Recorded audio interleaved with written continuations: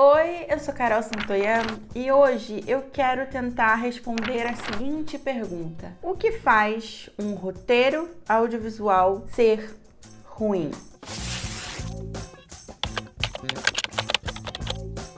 Gente, já tem um tempo que vocês me pedem aqui no canal para analisar roteiros ruins, falar sobre roteiros ruins, mas antes da gente entrar propriamente dito no assunto do vídeo, eu quero fazer um parênteses porque senão seria muito incompatível com coisas que eu penso e que eu não gostaria de propagar, assim, né, pra vocês. Eu não sou muito fã de usar, assim, isso, né, do roteiro ruim, de falar que um roteiro pode ser ruim. É muito complicado a gente falar sobre um roteiro ruim com base em algumas coisas, porque eu acho que todo roteiro tem uma especificidade. Então pode ser que, por exemplo, uma pessoa te diga assim: olha, um roteiro ruim é um roteiro que tem um personagem passivo. E não necessariamente isso pode ser ruim. Dependendo do que você quer contar, um personagem passivo faz muito sentido. Inclusive, eu falei aqui sobre um filme junto com a Mari Camilo, que é o Sinfonia da Necrópole, que tem um personagem passivo. Inclusive, o arco dele é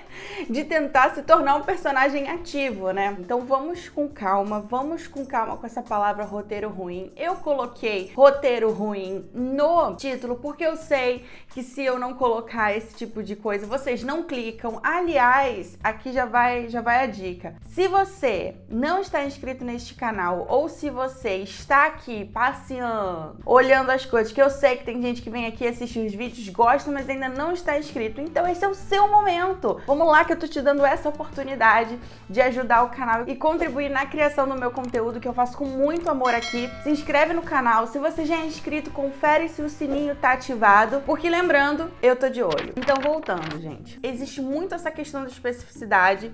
Só uma pessoa que está acompanhando o seu roteiro pode te falar se ele tá no caminho certo ou num caminho talvez não tão legal, e entendendo também a sua proposta. E aqui eu vou falar por que eu tô fazendo esse vídeo, né, gente? Quem é a Carol para fazer um vídeo sobre isso? Então, gente, eu tenho uma certa experiência, eu já fui curadora de concurso, no Rota, inclusive, li mais de 60 roteiros, eu presto consultoria também, então eu acompanho vários roteiros, eu leio vários roteiros, estou em contato com muitas pessoas aí do outro lado da tela que me confiam os roteiros delas, então eu presto essa consultoria, a gente bate um papo e tenta entender.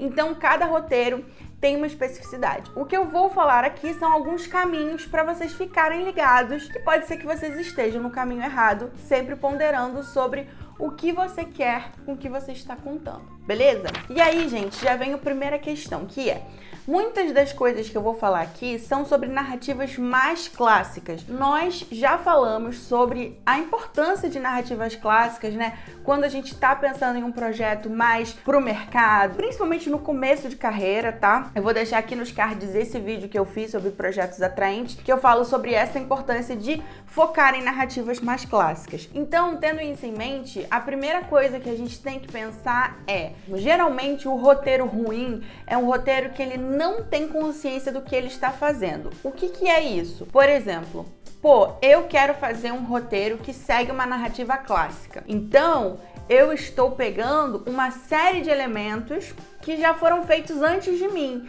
E se eu for quebrar algum deles, for sair de algum deles, eu vou ter que ter uma consciência muito grande do que eu tô fazendo. Então, é uma consciência sobre o que eu estou contando que vai guiar as minhas escolhas dramáticas ao longo do processo. Então é uma consciência narrativa que gera uma coerência narrativa. Então, se eu estou fazendo uma narrativa clássica, beleza, tem alguns critérios ali que eu preciso seguir e se eu for quebrar tem que ser uma coisa consciente. Ou, não, isso não se encaixa no meu roteiro porque eu não estou fazendo uma narrativa clássica, essa não é a minha proposta. Mas se você tem consciência do que você está fazendo, se é uma escolha consciente, beleza, você tá no caminho certo. Mas, por exemplo, se a sua história é uma narrativa clássica, e é interessante que você comece por ela, existem alguns elementos que podem te indicar que seu roteiro não esteja ali muito saudável. Então, assim, se você está ali no terreno da narrativa clássica, um problema pra mim que eu vejo que realmente bate, e é bem comum de acontecer, gente, é a falta de conflito. E aí, por exemplo, se você tá até um pouco mais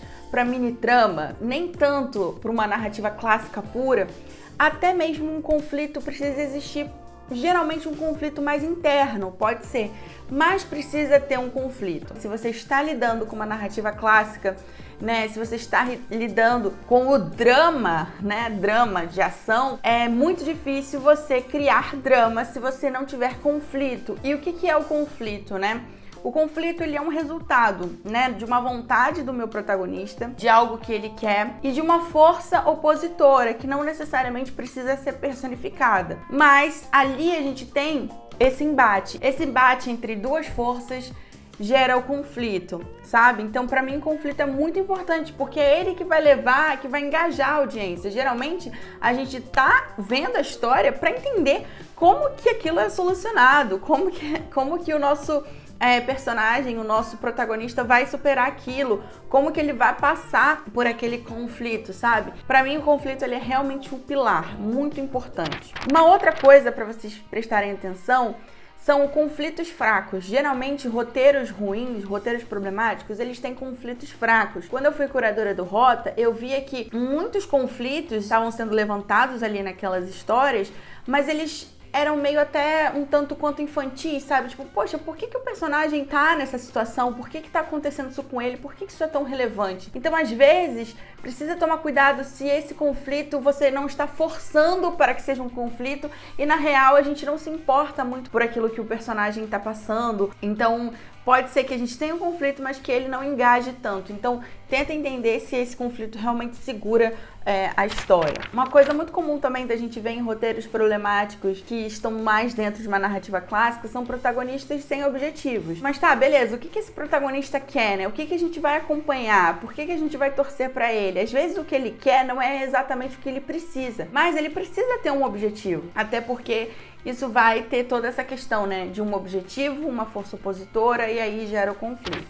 Uma coisa muito importante da gente notar são os primeiros minutos de um filme, ou de uma série, ou de qualquer coisa. Se a gente tá lendo um roteiro e a gente já leu muitas páginas, né, não entendeu protagonista, qual é a daquele universo, ou minimamente o que aquela história nos está apresentando, é um pouco complicado. Às vezes a gente passa assim, tipo, 30 páginas e o negócio ainda não engrenou. Sério, isso existe. A gente precisa prestar atenção quando que a gente vai dar o start para nossa história, que a gente chama de incidente incitante, né? O incidente incitante é esse primeiro movimento que a gente dá para dentro da história. Eu tenho um vídeo aqui sobre incidente incitante, então é bem interessante vocês darem uma olhada. Porque demorar demais para inserir o incidente incitante pode fazer com que a sua audiência ela perca o interesse na história. Então, sabe aqueles filmes assim que às vezes a gente fala, putz, mas não acontece nada. Geralmente o incidente incitante está demorando muito a acontecer, né? A gente tá esperando por isso. A gente até pode ter entendido qual é do protagonista e tudo mais, mas a gente ainda não sabe sobre o que é a história. Então fiquem ligados em quando você tá colocando o incidente incitante,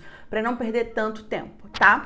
Outra coisa muito comum em narrativas clássicas, né, que a gente tá falando sobre causalidade e tudo mais, é o colher sem plantar. O famoso Deus Ex Machina, ou seja, pô, tô aqui e de repente brota alguma coisa pra me ajudar, sabe? Assim, se eu vou usar, se o meu protagonista ele vai precisar ter um tipo de mecanismo de defesa, se ele tem um jeito específico de lidar com alguma situação. Em Fleabag, lá no piloto, a gente falou isso, né? Ela tem essa questão com roubo que é plantada algumas vezes ao longo do piloto para a gente ter, né, no episódio piloto, no final, ela roubando uma coisa importante. Por quê? Porque a gente tem que mostrar que aquilo faz parte de um modus operandi da protagonista, que não foi assim, vou fazer isso. Não.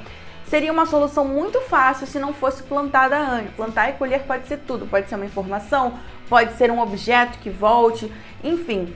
Tudo que você precisa no final para resolver alguma coisa, ou para pelo menos minimamente tentar solucionar algum problema ali do seu protagonista, aquilo precisa ser plantado ao longo da história. Inclusive eu tenho aqui um vídeo sobre a arma de Chekhov e o foreshadowing, que vai lidar justamente com isso, né? Sobre plantar e colher. É bem interessante, dê uma olhada lá, é um vídeo também mais antiguinho, mas acho que vale a pena para vocês entenderem o porquê o plantar e colher é tão importante. E é tão satisfatório quando a gente vê que a colheita está vindo, sabe assim? E a gente, putz, foi muito bem plantado, enfim. Percebam como boas histórias usam o plantar e colher muito bem. Enfim, pra mim esses são os principais elementos assim que eu destacaria aqui. Se você tem a consciência narrativa, primeiro ponto, que você tá fazendo uma narrativa clássica, você pelo menos precisa seguir esses critérios minimamente ali, né? Como eu falei, existem especificidades, mas é muito importante que você siga alguns preceitos da narrativa clássica, porque senão não será uma narrativa clássica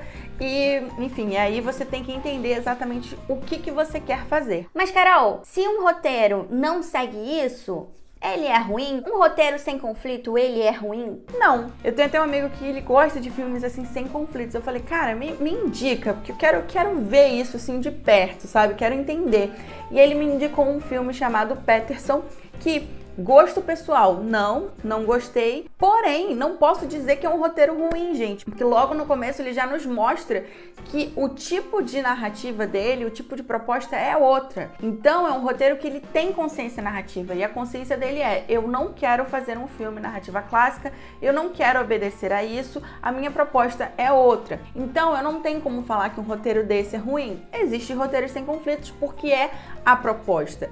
Assim como, eu até gosto de citar esse exemplo aqui, existem filmes que gostam muito de brincar com essa coisa da causalidade, ou de o plantar e a gente ficar esperando para colher e não colher, como Funny Games, assim. Violência Gratuita é um filme que mexe muito com várias coisas da narrativa clássica, propositalmente, faz isso muito bem, para deixar a gente tenso. Ele tem ali uma questão, ele quer muito que a gente se depare com essa, vai dar tudo certo, vai dar tudo bem, porque surgiu uma faca, e quando a gente vê aquela faca já era, sabe? Dá um super foco na faca, a gente achando que aquilo vai voltar e não volta. Porque não é isso que ele tá falando. Porque não é essa a proposta do filme. Um outro filme, por exemplo, é a adaptação do Charlie Kaufman. Ele brinca muito com isso, né? É um filme que começa de um jeito e termina do meio pro final, ele é outro filme, porque ele muda a linguagem dele ali no meio. São filmes que experimentam para além da bolha da narrativa clássica. Esses filmes, eles trazem uma outra proposta e todos eles prezam